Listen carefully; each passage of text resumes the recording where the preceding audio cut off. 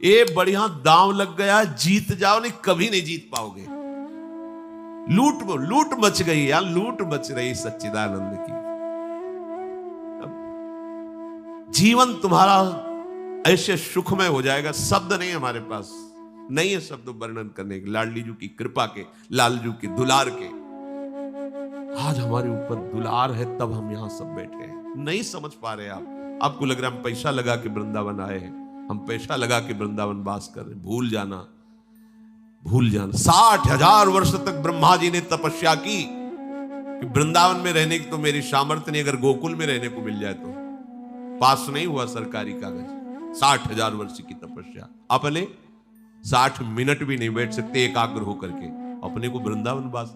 क्या समझते हो तुम पर कितनी कृपा है।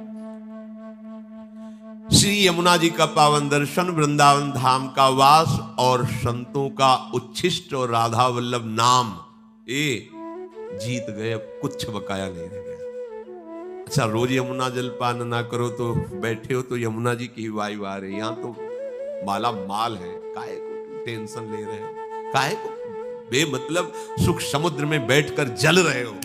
है पानी में मीन प्यासी मोई सुन सुनी आवे हासी, समुद्र में बैठा हो प्यास प्यास चिल्ला, प्रेम समुद्र। अब निज धर्म आपनो कहे तहा नित्य वृंदावन रहत बहत प्रेम सागर जहां।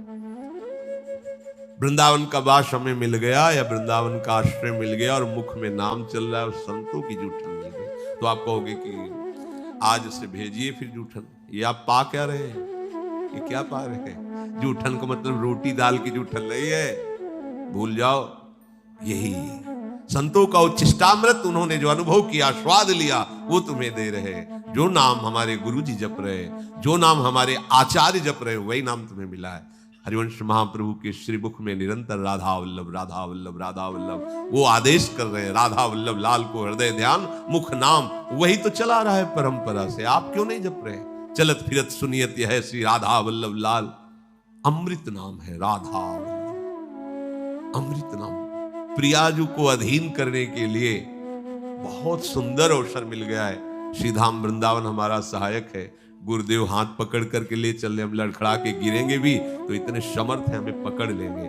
बस हमें चाल अपनी उधर ही बढ़ानी, श्री जी की तरफ। देखो, इसमें आपको एक विशेष सावधानी रखनी। परमार्थ में आपके सामने भय या प्रलोभन दो उपस्थित होंगे।